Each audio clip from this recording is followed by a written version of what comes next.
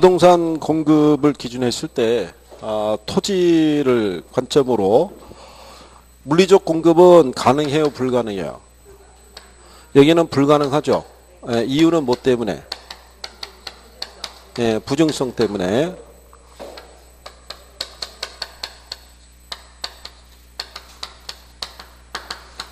경제적 공급은 가능하죠. 뭐 때문에?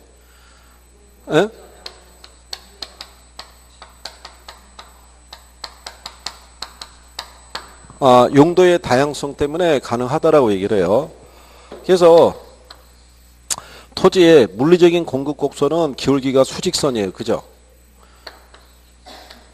그러니까 여기는 이 가격이 변하더라도 양의 변화가 있다 없다? 없다 이렇게 얘기를 해요. 그죠? 그러면 경제적인 공급 곡선이 있죠. 얘는 기울기가 어떻게 돼요? 얘는 이런 식의 우상향하는 기울기를 갖게 돼 있어요. 그죠? 그러면 얘가 이렇게 우상향하는 기울기를 나타낸 것은 우리에게 주어진 토지 자원은 한정돼 있어요. 그죠? 이걸 우리가 택지와 농지와 임지로 이렇게 용도를 정해서 사용하고 있는데 도시지역에서는 주로 택지 수요가 많이 늘어나게 되겠죠. 근데 택지의 공급을 물리적으로 늘릴 수는 없어요. 그죠? 그러니까 얘를 공급을 늘릴 수 있는 방법은 임지로 쓰고 있는 용도를 뭐로? 택지로. 농지로 쓰고 있는 용도를 뭐로? 택지로. 즉 전체 양은 불변인데 용도를 변경을 해서 공급을 늘리는 효과를 가져오는 거예요. 무슨 말인지 아시겠죠? 물리적인 양이 늘어난 건 아니란 말이에요. 그러니까 이게 여러분들 시험상에서 나온 거예요. 그래서 경제적인 공급 곡선은 기울기가 무슨 길을 갖고? 우상향하고 얘는 수직선으로 표현을 하는 거예요. 그죠? 이거를 우하향이라고 줘서 틀리게 한번 출제한 적이 있어요. 지문상에서. 그 다음에 이 토지에 공급을 했을 때 토지의 특성이 있죠. 특성에 의해서 부동성에 의해서 우리가 위치의 공급이라고 얘기하고요. 부증성에 의해서 비탄력적인 공급이라고 얘기하고요.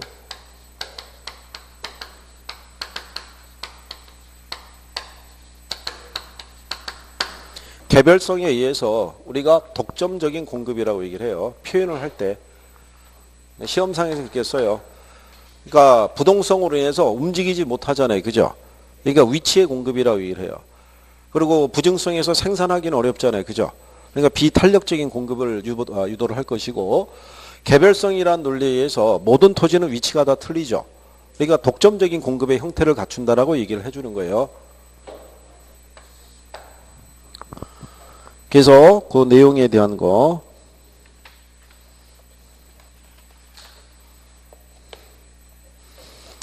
자, 그래서 이제 뒷장에 그 수요와 공급의 특징이라고 돼 있죠. 거기서 그 수요의 특징을 기준할 때는요. 거기 동그라미 3번에 보면 가격 비중이 크니까 구매 자금을 축적하는데 오랜 시간이 요구되는 것도 있죠.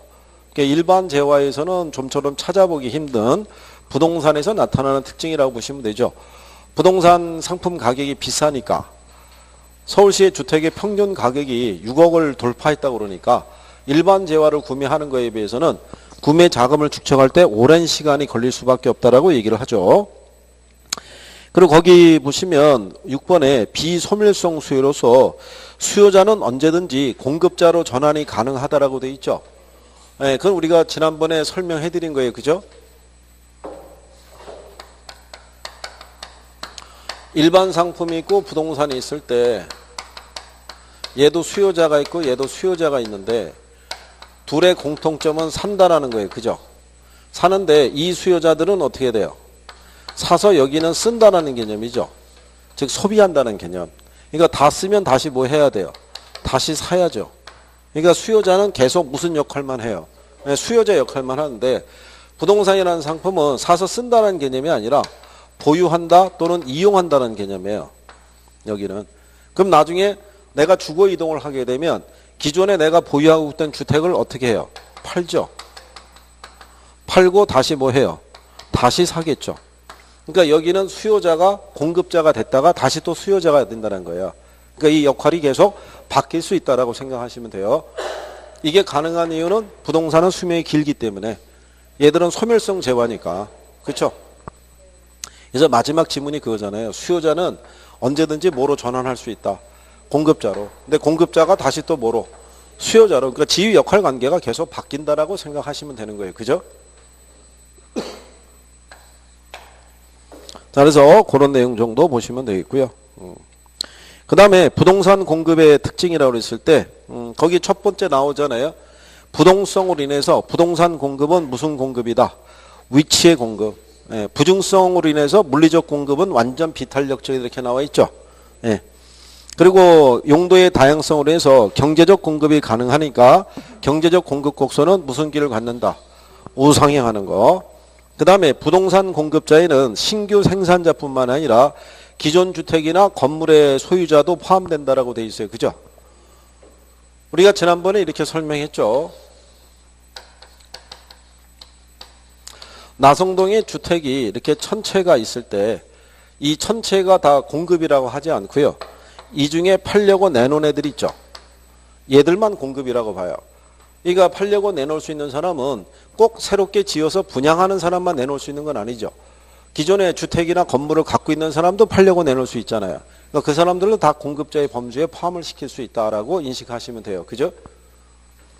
그 다음에 그 밑에 가면 균형의 결정 및 균형의 이동이라고 있죠. 예, 거기도 이제 별표해야 돼요. 그죠?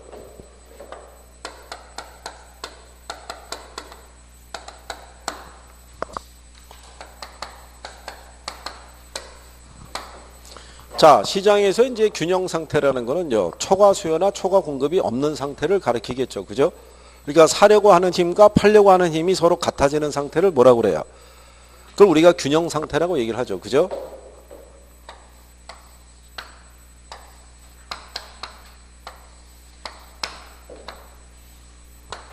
이렇게 수요와 공급에서 이렇게 교차하는 요점이 균형이라고 그러고요.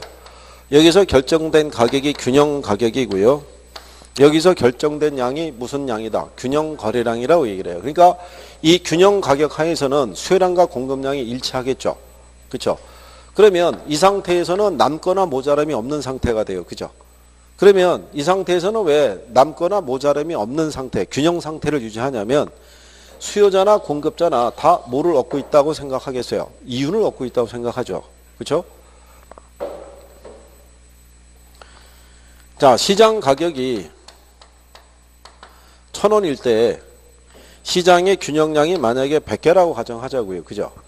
그러면 공급자 입장에서는 100개를 생산하기 위해서는 최소한 받아야 될 보수가 있겠죠.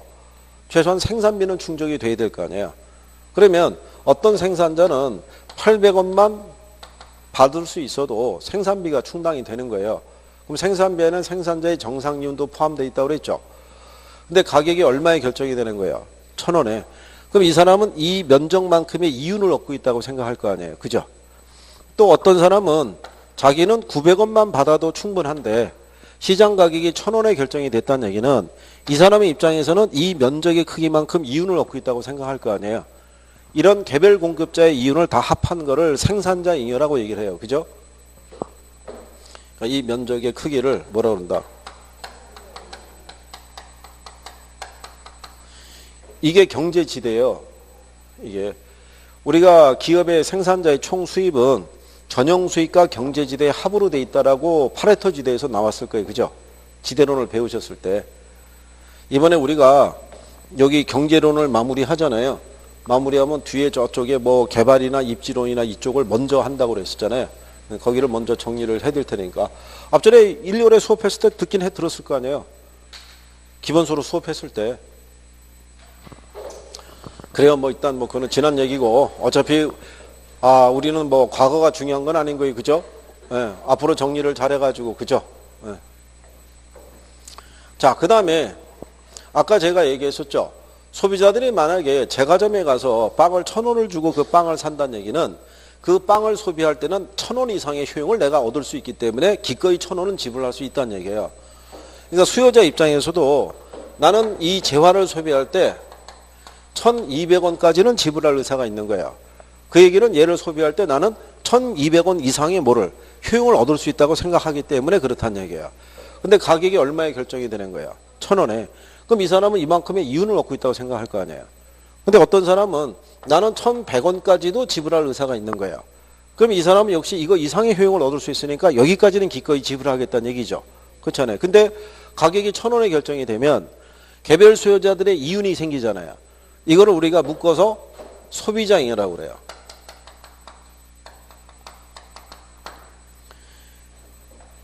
그랬을 때 여기 있는 요 소비자 잉여하고요 생산자 잉여를 합한 거를 요걸 우리가 사회적 뭐라고 그랬어요?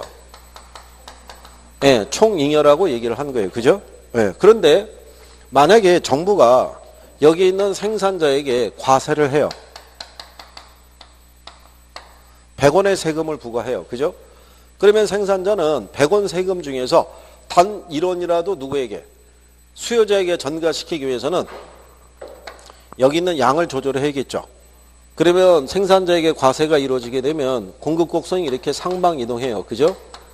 그래서 텍스가 시장 거래량에 영향을 줘서 거래량이 이렇게 줄어들면서 가격이 어떻게 돼요? 올라가겠죠. 1,050원. 그러면 소비자들이 얻는 잉여가 어떻게 돼요? 줄어들죠. 소비자들이 실제 지불하는 가격이 높아지겠죠. 그렇잖아요. 그러면 공급자는 1,050원을 받고 팔아서 얼마의 세금을 내야 돼요? 100원의 세금을 내야 되니까 공급자가 실제로 받게 되는 수입이 줄어들게 되겠죠. 원래는 1,000원을 받아가지고 이 이윤이 발생한 건데 이게 100원 세금 내야 되니까 손에 들어오는 게 950원밖에 안 되잖아요. 그러면 공급자의 실제 수입은 어떻게 된다? 줄어들 거 아니에요. 그러면 여기 이렇게 거래량이 줄어들게 됨에 따라서 여기 나온 대로 이 면적만큼에 대한 이 이윤이 감소할 거 아니에요. 그죠? 무슨 말인지 아시겠나요? 네. 여기까지의 표현이 여러분들 시험에 인용을 한 거야. 과세를 했을 때. 과세를 했을 때 소비자가 실제로 지불하는 가격은 어떻게 돼요? 높아지고. 네. 그 다음에 공급자의 실제 수입은 어떻게 돼요? 줄어들고. 그렇죠? 그러면서 사회적 후생 손실을 초래한다고 얘기하는 거야. 이 균형 상태에서는 이윤이 극대화가 될 거 아니에요. 그죠? 근데 조세를 부과되니까 인위적으로 지금 거래량이 줄어드는 거 아니에요. 그죠? 원래 필요한 양은 여기에 거래가 돼야 되는데. 그래서 뭐가 발생한다고 얘기하냐면 경제적 순손실이 발생한다고 얘기를 해요. 그러니까 경제적 순손실이라는 거는 주로 정부의 조세 부과에 의해서 발생을 해요. 나중에 정책에 가서 또 한번 얘기하겠지만 이런 변화가 있다라고 생각을 하시면 되겠고요. 처음 오신 분들은 그냥 요거는 기존에 있던 분들에서 하나 더 설명하기 위해서 한 거니까 참고하셔도 되고.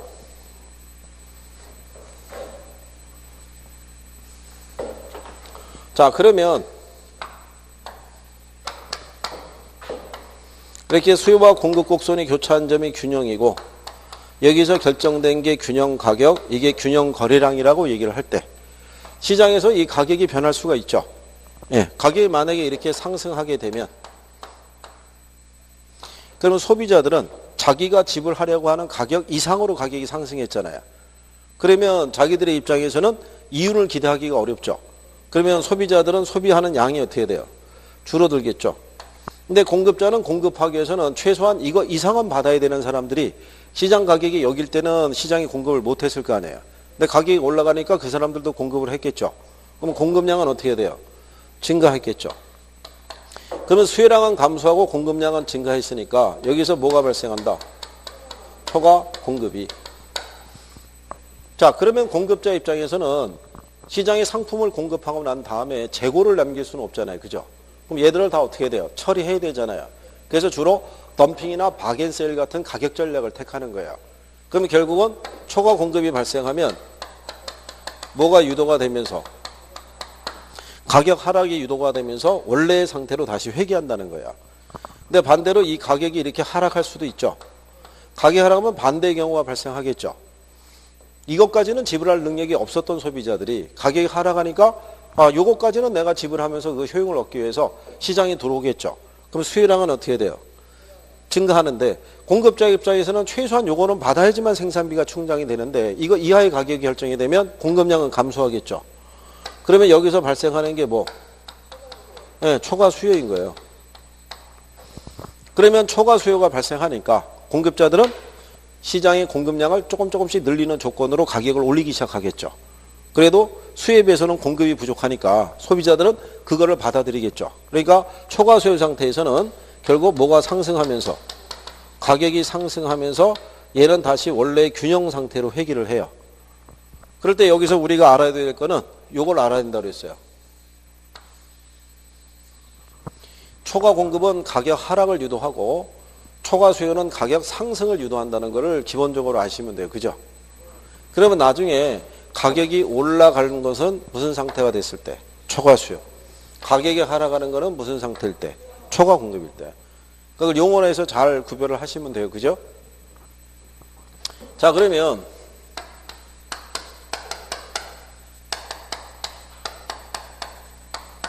요 균형의 이동에 대해서 잘 정리하시면 돼요. 그죠? 그래서 요게 지금 하시는 게 뭐냐면 32페이지 맨 하단에 가면 동그라미 1번에 수요 곡선 또는 공급 곡선 어느 하나만 이동하는 경우 있죠. 그 상단 박스에 정리가 돼 있잖아요. 그래서 거기 보시면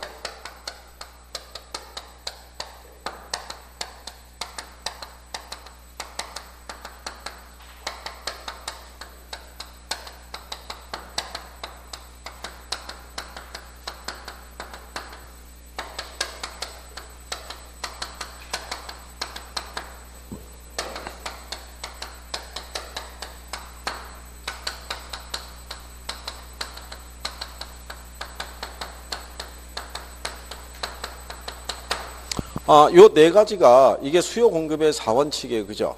이게 가장 기본인 거죠. 기본. 그럼 여기서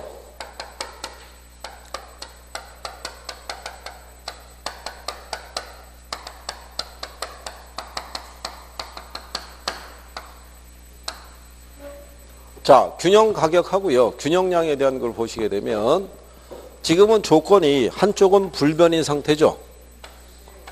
그렇잖아요. 그 첫 번째 조건이 있잖아요. 공급은 불변인데 수요가 증가했다는 거죠. 그렇잖아요. 그러면 일단 거래량은 어떻게 돼요? 양은 증가하죠. 가격은 여기서 상승하죠. 왜냐하면 공급이 불변일 때 수요가 증가했다는 것은 무슨 상태인 거예요? 그렇죠. 초과 수요죠. 초과 수요. 초과 수요는 가격을 상승시키는 요건이니까. 그러면 얘가 불변일 때 얘가 줄었잖아요. 그러면은 거래량은 어떻게 돼요? 감소하는 거죠. 그러면 얘들은 무슨 상태가 돼요? 그러니까 초과 공급. 초과 공급이니까 가격이 어떻게 돼요? 하락하게 되겠죠. 그죠? 그 다음에 밑에 경우를 보게 되면 이번에 반대로 얘가 불변일 때 얘가 증가했잖아요. 그러면 거래량은 어떻게 돼요? 얘는 증가하겠죠. 근데 얘가 불변일 때 얘가 증가했다는 얘기는 무슨 상태다? 초과 공급이니까 가격은 하락하는 경우죠. 그 다음에 얘가 불변일 때 얘가 줄었다는 거는 얘는 감소할 것이고 가격은 왜냐하면 이 상태는 무슨 상태예요? 초과 수요 상태가 될 거니까. 그렇겠죠? 무슨 말인지 이해하시겠나요?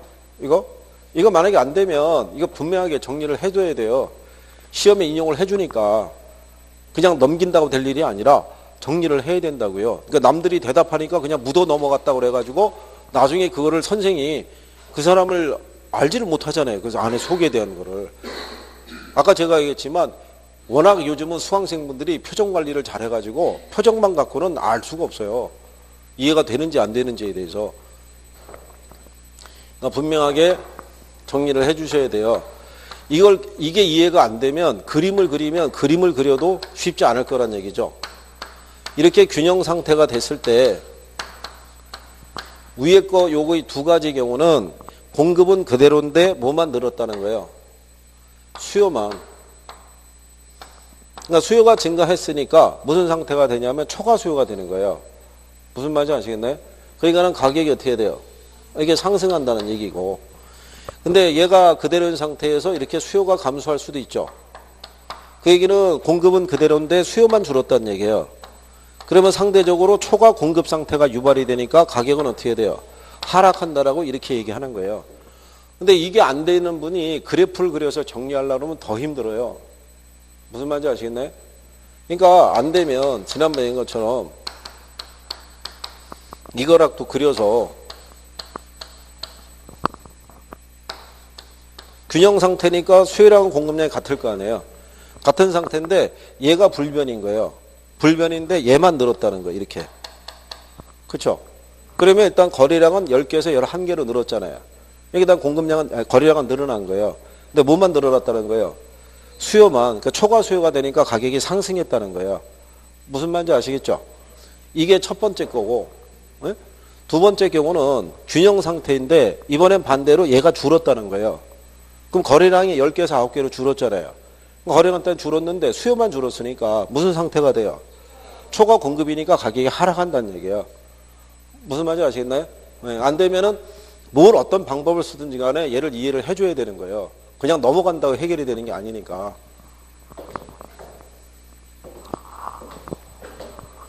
그래서 개인적인 노력이 조금 필요하다고 얘기하는 거예요. 그리고 들고 안 되면 여기 지난번에 모의고사 와서 성적 좋았던 분들 있죠? 네? 성적 좋았던 분들이 있을 거 아니에요. 그분들에게 이렇게 좀 물어보든가. 그게 힘들면 선생한테 들고 와서 물어보든가. 어쨌든 간에 정리는 하고 가셔야 돼요. 그죠? 네? 그 다음에 얘네들이 동시에 이동할 수도 있어요. 그죠? 지금 우리가 하나만 변했다고 가정했잖아요. 근데 둘이 같이 변할 수도 있죠. 네. 근데 이제 여기서 한 가지 더 알아두실 거는 지난번에 얘기했지만 여기 있는 가격은 변하죠. 변하는데 얘들은 수요가 변할 때는 같은 방향으로 가는 거예요. 공급이 변할 때는 무슨 방향으로? 반대 방향으로 움직이는 성질을 갖고 있으니까 그거는 기초적으로 정리가 또 돼 있어야 되고. 자, 그 다음에 두 개가 동시에 움직이는 거를 가정해 보자고요. 첫 번째가 수요와 공급이 같이 증가하는 경우죠. 수요도 증가하고 공급도 증가한다는 거예요.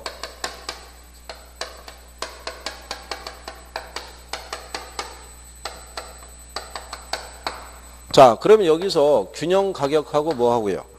균형량을 우리가 판단했을 때 양은 어떻게 돼요? 양은 증가하겠죠. 가격은 어떻게 돼요? 가격은 그 변화를 알 수가 없어요. 그죠? 왜 변화를 알 수가 없냐면 자, 여기서 아까 우리가 가격이 상승하려고 그러면 무슨 상태가 돼야 돼요? 초과 수요. 가격이 하락하려고 그러면 초과 공급. 근데 지금은 초과 수요 상태인지 초과 공급 상태인지를 알 수가 없어요. 둘 다 늘어났다고만 얘기를 했지 어느 게 더 많이 늘어났다고는 구별을 안 해줬잖아요. 그러니까 가격은 그 변화를 알 수가 없는 거예요. 대신에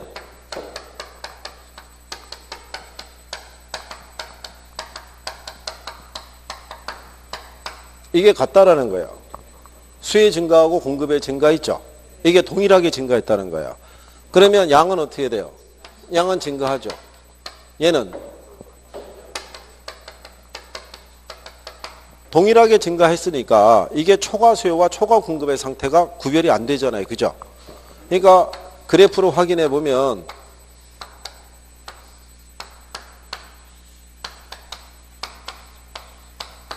이 상태가 있을 때 수요가 뭐 했다는 거예요? 증가했고 모두 증가했대요.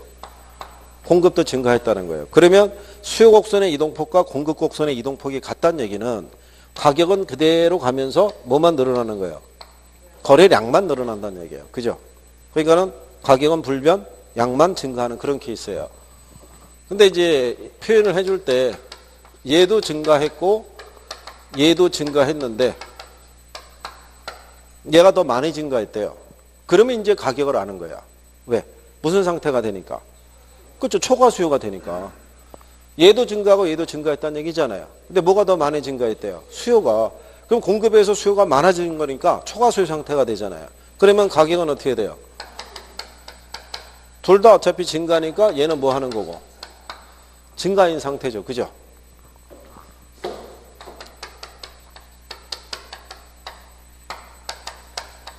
둘이 같이 증가했는데 공급이 더 많이 증가했대요. 그죠?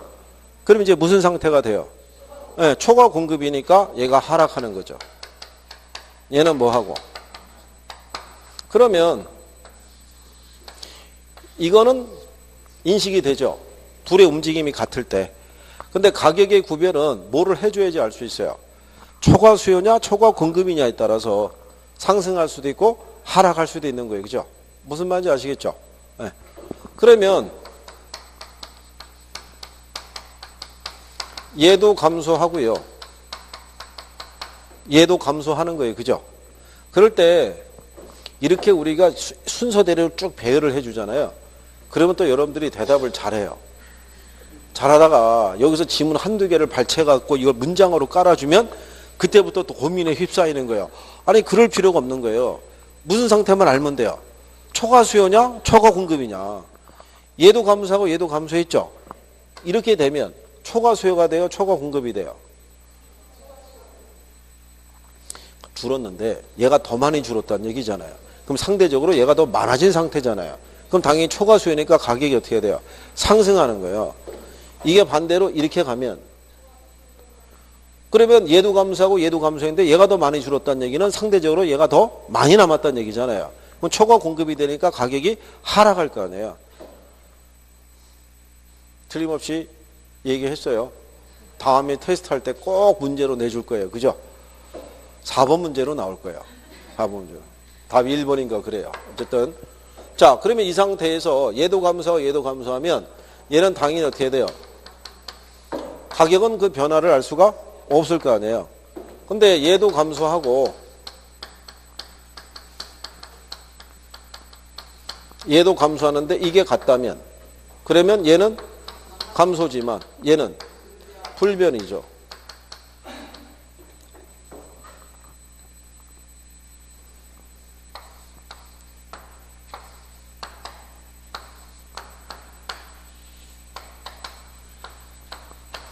지금은 뭐가 감소한다는 거예요? 수요가. 근데 뭐도 감소한대요? 공급도. 그러면 얘하고 이동폭이 같으면 가격은 변화가 없어요. 그죠? 거리량만 줄어드는 거예요. 무슨 말인지 아시겠나요? 예. 그러니까 그럼 지금 이거는 우리가 이제 했잖아요.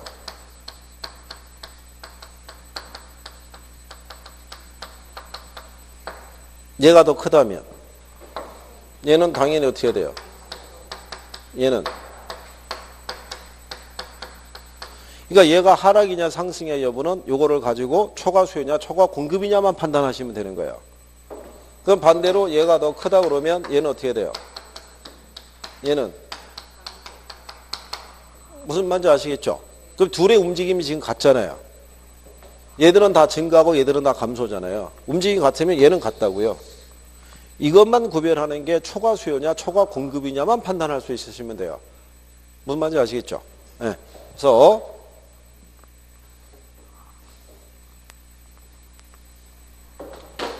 자, 그 다음에는 얘네 둘의 움직임이 서로 반대로 갈 수가 있어요. 그죠? 반대로. 그래서 거기 33페이지 가시면 위에서 중간 박스에 보시면은 기역이 있고 수요와 공급이 모두 증가하는 경우가 있고 니은에 보면 수요가 증가하면서 공급이 감소하는 경우 있죠. 예, 거기를 이제 해보는 거예요. 그러니까 얘는 뭐 하고 증가하고 얘는 뭐 한다는 거예요? 감소한다는 거죠. 이때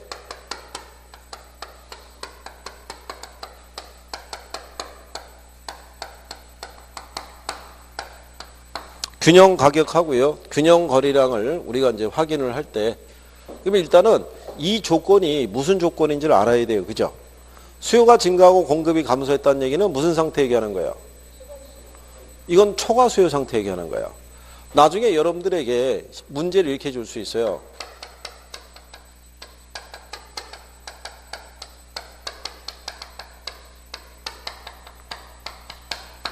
다음 중에서 시장 균형 가격을 상승시킬 수 있는 요인인 것은 또는 균형 가격을 상승시키는 요인이 아닌 것은 이렇게 물어볼 수가 있는 거예요. 그죠?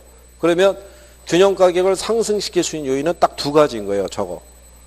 수요가 증가하거나 공급이 감소할 때 거기에 해당하지 않는 애를 고르라 이런 얘기가 똑같은 거예요. 그러니까 조금 있으면 여러분들이 아마 모의고사에 이게 등장할 거예요.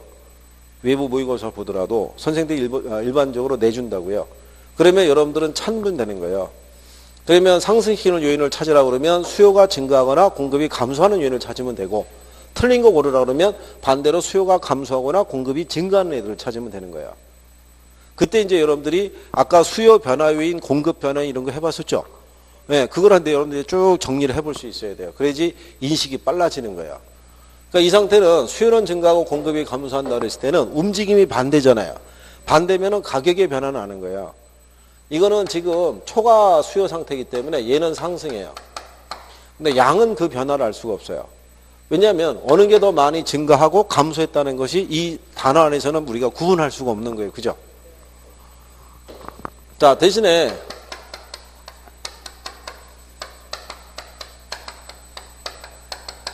이게 같다는 거죠. 같으면 가격이 어떻게 돼요?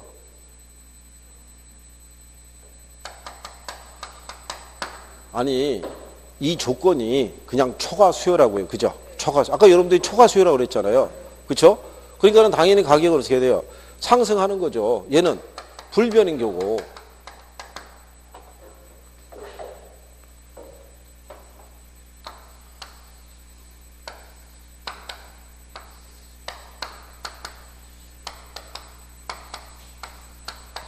지금 보면요. 수요가 이렇게 증가했대요. 그죠? 근데 공급은 이렇게 감소했대요. 그러면 얘하고 이동폭이 같잖아요. 그러면 뭐는 상승해요? 얘는 불변이잖아요. 크게 같으면. 그러니까 이 경우가 수요가 있고 그 다음에 뭐가 있냐면요.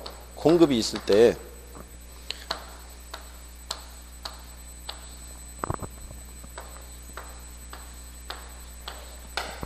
이렇게 다섯 개 있을 때가 균형 상태겠죠.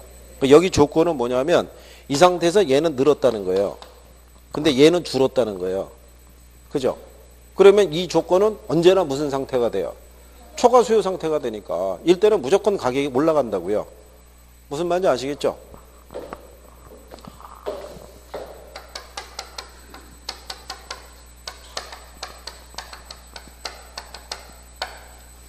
이렇게 이제 구별이 돼서 나왔잖아요.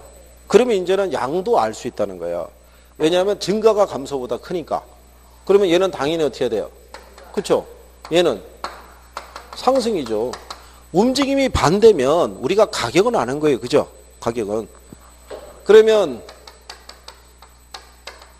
얘 증가보다 얘가 더 크대요.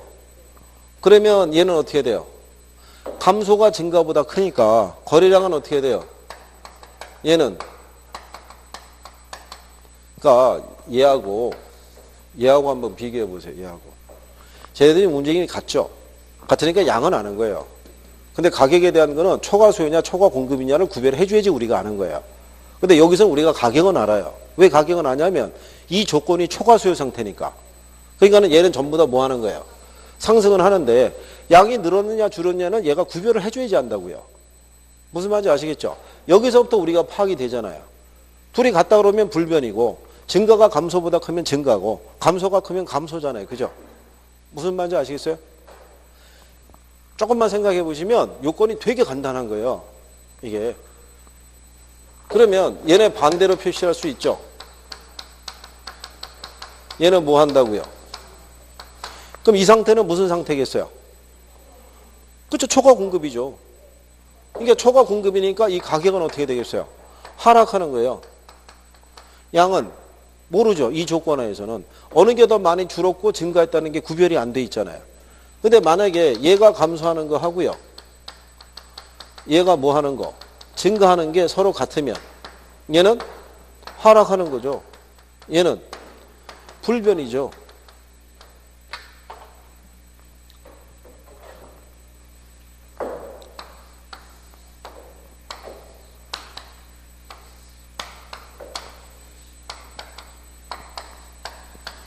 지금 보시면 수요는 뭐 한다는 거예요? 감소한다는 거잖아요. 공급은 증가한다는 거잖아요. 그럼 얘하고 이동폭이 같으면 그쵸? 양은 불변이고 이것만 하락하잖아요. 이게 무슨 상태니까? 초과 공급이니까. 이게 선생님 왜 여기다가 동그라미 이거 왜 하겠어요 이거. 이게 이해가 되는 분이 있고 이해가 또 안 되는 분이 있어요. 그죠? 그러니까 이거라도 해갖고 어떻게든 혼자라도 이거 해보시라고 하는 거예요, 이거. 그 여기 조건은 뭐냐면 얘는 늘었대요. 그죠? 얘는 어떻게 됐다는 거예요? 줄어들었다는 거예요. 그 무슨 상태겠어요? 초과 공급. 그러니까 이 조건 하에서는 가격은 계속 다 하락하는 거예요. 무슨 말인지 아시겠죠? 그러면 얘 감소 있죠?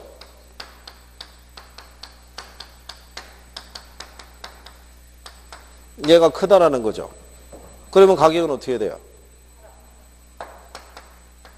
하락인 거예요. 얘는 감소겠죠. 아니 여기 표현해 주잖아요. 감소가 증가보다 크다고.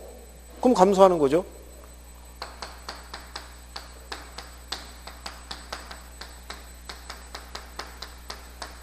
얘가 얘보다 크대요. 그럼 얘는 하락하는 거죠. 얘는 증가하는 거. 증가가 감소보다 크다라고 해놨으니까. 그렇죠? 여기를 왜 제가 이거 동그라미까지 그려드리냐면 여기 실상 이 변화를 다 하려고 그러면 여기서 그래프들이 더 추가가 돼요. 그래봐야 이게 정리가 안 되면 더 힘들어요. 그래프를 최소화해드리고 말로 지금 설명해 주려는 거예요. 이걸 시험장에 가서 그래프를 그려서 풀려고 그러면 안 돼요. 시간이 많이 걸리기 때문에. 이거는 문장을 보고 내가 판단해야 돼요. 무슨 말인지 아시겠어요? 그러니까 얘기하잖아요. 가격의 움직임은 초과 수요냐 초과 공급이냐를 갖고 판단하는 게 기본이에요. 그죠? 근데 지난번에 알려드렸잖아요. 둘의 움직임이 반대로 나오죠. 반대로 나오면 얘를 보고 판단하라고요. 가격은. 이 가격은 수의 움직임에 같은 방향으로 가니까. 그러니까 얘가 증가하고 얘가 감소면 가격은 상승이라고 보면 되고 얘가 감소고 얘가 증가잖아요. 그럼 얘를 보면 가격이 하락하는 거라고요. 그죠? 그러니까 뭐를 보고 가격의 움직임을 파악하면 돼요? 수요를 보고. 수요는 움직임이 같으니까. 그래서 여기는 기본적으로 정리를 해줘야 돼요. 그죠? 모의고사 보면 선생들이 심심찮게 낼 거예요. 이거를. 그러니까 반드시 숙제해야 돼요. 예? 자, 그래서 그 내용까지 여러분들이 정리를 하신 거고요. 그 다음에 우리가 지난번에 단기하고 장기 얘기했었죠.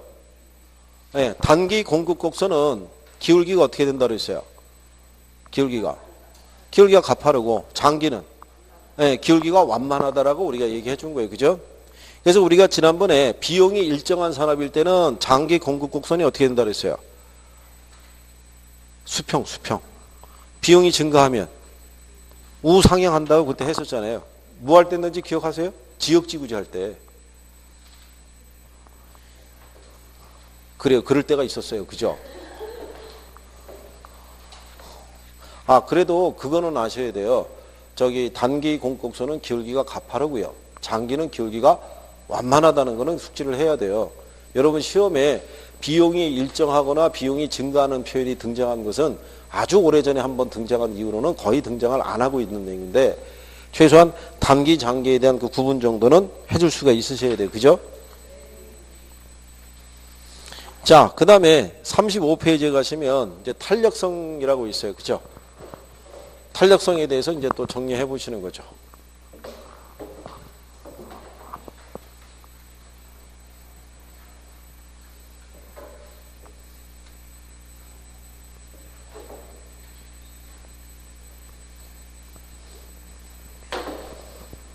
그러니까 지금 이거 균형에 이동한 거는 어쨌든 간에 지금은 우리가 이렇게 등어로 이렇게 표시해 줬지만 이게 문제로 나올 때는 쟤들이 문장으로 나오잖아요. 그러니까 문장을 가지고 여러분들이 잘 판단할 수 있으시면 돼요. 그죠? 네, 거기서 무슨 상태인지만 잘 인식하면 된다. 초과 수요냐 초과 공급이냐를 인식을 잘 해주시면 돼요. 그죠? 그러니까 만약에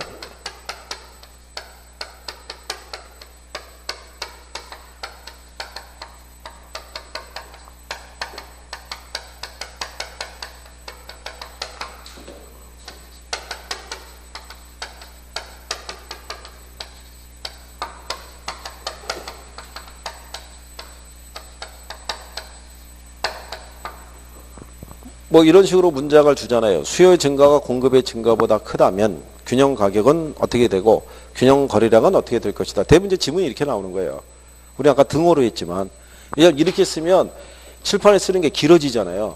그러니까 선생님들이 그냥 등호로 간단하게 표시를 해주는 거예요. 그죠? 그럼 일단은 양에 대한 것이 이렇게 얘들의 움직임이 이렇게 같게 나오잖아요. 그럼 얘는 무조건 증가죠. 둘이 같이 증가하니까. 그럼 가격은 이걸 보고 우리가 판단하면 되죠. 결국 얘가 얘보다 크다는 얘기니까 초과 수요잖아요. 초과 수요니까 가격은 어떻게 해야 돼요? 상승액이죠, 상승. 근데 여기를 만약에 하락으로 준다면 틀리겠죠. 예, 그런 게 문장으로 이제 연습이 되면 돼요. 선생님들이 그래서 문제를 주는 거예요, 문제를. 복습할 때 참고하라고. 그렇죠? 그래서 몇 번 틀려보는 거는 괜찮아요. 지금 몇 번 틀리는 게 오히려 정확하게 정리해서 나중에 10월 28일 날 시험장에 들어갔을 때 정확하게 정답을 맞추면 되죠. 그죠? 이번에 모의고사 지난번에 보셨죠? 그러니까 그 성적은 크게 신경 안 쓰셔도 되고. 그렇잖아요. 여러분들이 뭐 그 모의고사 성적대로 10월 28일 날 성적이 그대로 가는 건 아니잖아요. 그죠? 박한 양반에게는 절대 비밀로 했을 거 아니에요. 이번 모의고사 성적에 대해서는. 그렇죠? 그래요. 그래서 열심히 해가지고 나중에 9월달 있죠? 모의고사 했을 때 그때 그 성적표를 갖다 보여주는 거예요. 가게 알아봐. 다 한번 다 던져주는 거예요. 그죠? 그러면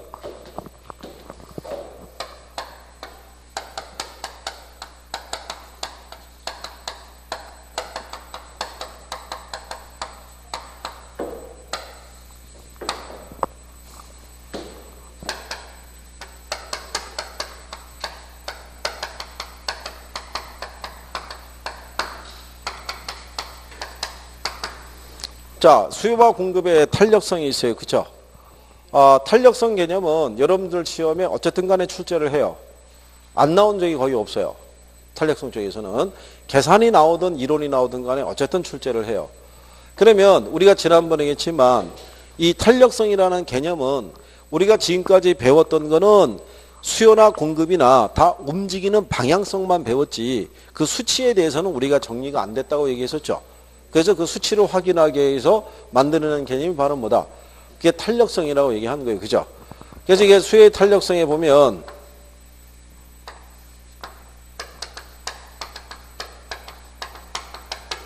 종속 변수의 변화율을 무슨 변수에? 독립 변수의 변화율로 나눠서 우리가 측정하는 거잖아요. 그죠? 그래서 종속 변수에 들어가는 게 뭐 있다고 그랬어요? 이게 수요량이죠. 그렇죠? 그럼 독립 변수로 얘기하는 게 뭐 있다고 그랬어요? 가격이 있었죠? 그렇죠? 그러면 가격의 변화율에 대한 무슨 변화율? 수요량의 변화율. 그게 이제 수요의 가격 탄력성을 지칭할 것이고 그 다음에 종속 변수는 우리가 수요량만 있다라고 했지만 독립 변수는 가격 말고 얘도 있죠. 예. 그러면 소득의 변화율에 대한 무슨 변화율? 수요량의 변화를 표시한 게 수요의 소득 탄력성이라고 그랬고 그 다음에 X의 가격 변화율에 대한 YJ의 수요량 변화율을 측정하는 것을 우리가 수요의 교차 탄력성이라고 얘기했어요. 그래서 수요의 탄력성의 종류가 몇 가지다? 세 가지를 기준으로 배우시는 거예요. 그죠? 세 가지를. 가격 탄력성, 소득 탄력성, 교차 탄력성. 그래서 예전에는 계산 문제가 그냥 얘 하나만 나오다가 얘하고 얘하고서 묶어서 나오다가 지금은 얘하고 얘를 묶어서 내요. 그죠? 최근에 두 문제가 연속적으로 이거 나온 거예요. 가격 탄력성하고 무슨 탄력성? 교차 탄력성을 묶어서 거의 그냥 암산으로 풀 수 있는 수준으로 준 거예요. 그죠? 다만 출제자들이 여러분들의 착각을 유도하기 위해서 문장 배열만 살짝 바꾸는 거예요. 그것만 아시면 그냥 단순 대입인 거예요. 그죠? 그래서 종류가 이렇게 우리가 구성이 되어 있고요. 그래서 거기에 보시면 탄력성의 개념과 종류를 했을 때 가격 탄력성이 있고 소득 탄력성이 있고 그 다음에 무슨 탄력성이 있다? 교차 탄력성 이렇게 되어 있어요. 근데 이제 요 중에서 어쨌거나 제일 중요한 게 무슨 탄력성이에요? 네, 어쨌든 얘가 기준이니까. 그죠? 그래서 수요의 가격 탄력성은 아까 우리가 무슨 법칙을 반영한 거라고 그랬어요? 그렇죠. 이게 수요 법칙을 반영한 거예요. 무슨 법칙을 반영했다? 수요의 법칙을. 그렇죠?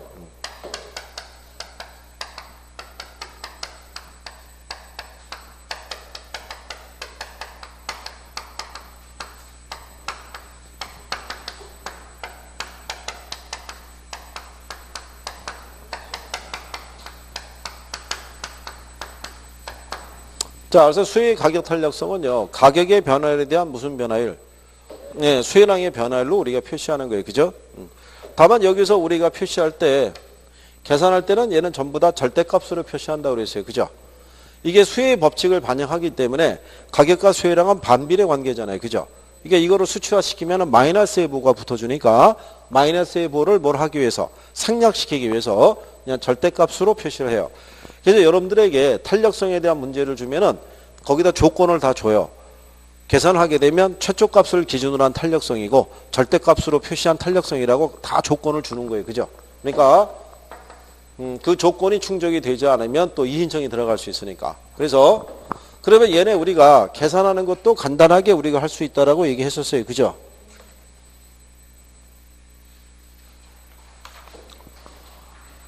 자, 여러분들 실전에서 나올 때는 이렇게 줬어요.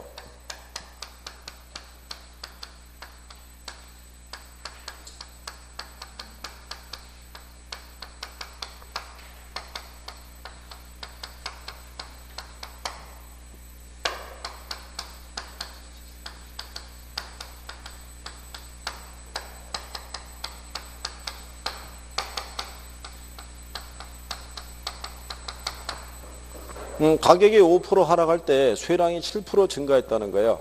탄력성의 수치를 계산하라고 한번 출제한 적이 있고요. 그 이전에 출제한 거는 중형주택의 임대료가 15% 상승했더니 수혜량이 30%가 줄었다는 거예요. 탄력성의 수치를 계산하라고 출제한 적이 있어요. 이건 당연히 얼마겠어요?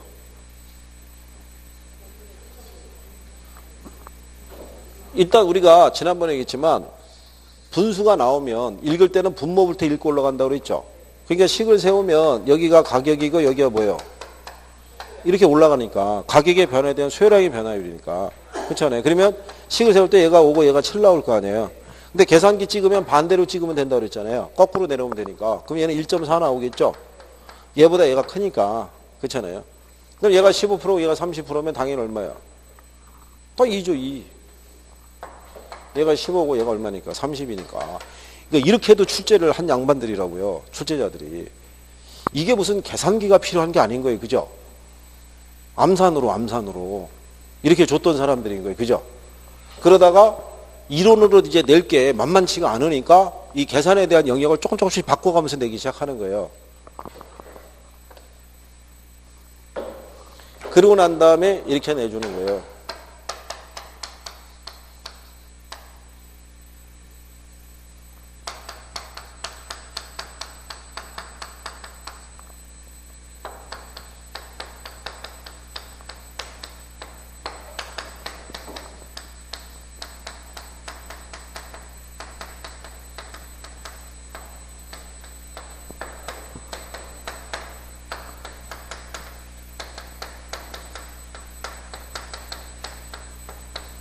이렇게 주는 거예요.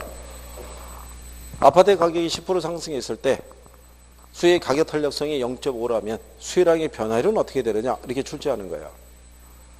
그러면 이 조건 하에서 원래 분수를 보게 되면 이 분자가 미지수잖아요. 그러니까 거기 원리에 입각해서 정확하게 준 거예요. 분모하고 뭐하고 몫을 딱 준 거예요. 그리고 얘를 구하라고.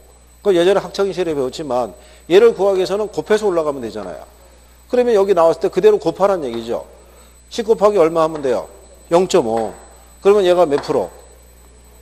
5%가 늘었겠어요? 줄었겠어요? 5%가. 아니, 이게 수요 법칙이니까. 여기 지금 얘가 10%가 뭐 했다고 그랬어요? 상승했으니까. 얘는 당연히 0.5 크기만큼 줄어야 될 거 아니에요. 그죠? 5%가 어떻게 돼요? 그쵸? 그것만 이제 바꿔서 준 거예요. 5%가 증가했다, 5%가 감소했다. 포인트가 그거죠. 그러고 난 다음에 바꿔준 게 어떻게 바꿔주냐면 또 이렇게 바꿔준 거죠.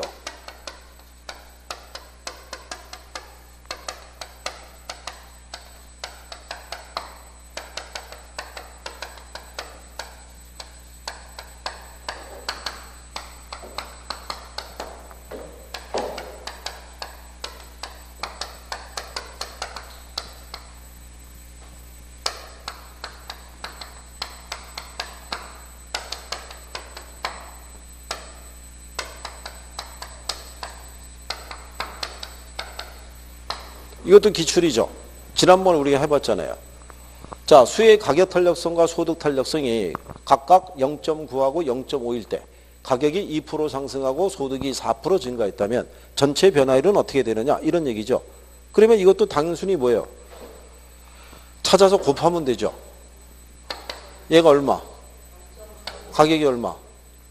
그럼 얘하고 곱하면 되고 그 다음에 여기에 소득 탄력성이 0.5고 얘가 4%잖아요. 그럼 얘는 얘하고 곱하면 되니까 2 곱하기 0.9 하면 아까 얼마라고 그랬어요? 그럼 1.8%가 어떻게 돼요? 이게 줄어야 될 거 아니에요. 얘가 상승했다고 그랬으니까. 이게 상승이니까. 소득이 지금 4%일 때 0.5잖아요. 그러면 소득의 변화에 따라서 수요량은 어떻게? 4 곱하기 0.5 하면 2% 아니에요, 2%. 2%가 어떻게 된 거예요? 늘어났을 거 아니에요. 소득이 증가할 때 수요가 늘어나는데 지난번에 얘기했지만 얘가 수치가 0.5잖아요. 0보다 크면 정상제 아니에요. 그죠? 그러면 전체 변화율을 물어봤으니까 얼마 되겠어요? 0.2가 되겠죠. 2에서 1.8 빼면 되니까. 그러니까 얘는 그냥 뭐 플러스만 이거 없었어요. 그냥 이 전체 변화율 수치만 구하라고 했으니까 0.2로 나온 애가 이거 하나밖에 없었다고요. 그러니까 이것도 계산기 쓰는 문제가 아니잖아요. 무슨 문제가 있어요? 암산인 거예요. 암산. 암산으로 계산하라고. 요령을 알면 바로 풀 수 있게끔 해주는 거예요. 근데 가끔 모의고사에 또 쓸 거라고요. 선생들이. 한 번 이상은 낼 거라고요. 일단은. 그리고 요즘 나오는 게 교차니까 또 교차를 갖고도 문제를 내줄 거라고요. 그죠? 그렇겠죠? 다 할 수 있어요. 나중에 10월달 들어갈 때쯤이면 여러분들이 이렇게만 나와줬으면 하고 기다릴 거예요. 지금 해보시더라도 암산으로 할 수 있는 정도는 되죠. 네, 그래서 그 정도는 일단 기본적으로 정리가 되셔야 돼요. 그죠? 자, 일단 여기까지 하셨고, 잠깐 쉬었다가 여기에 대한 결정 요인, 소득, 교차 이어서 하죠.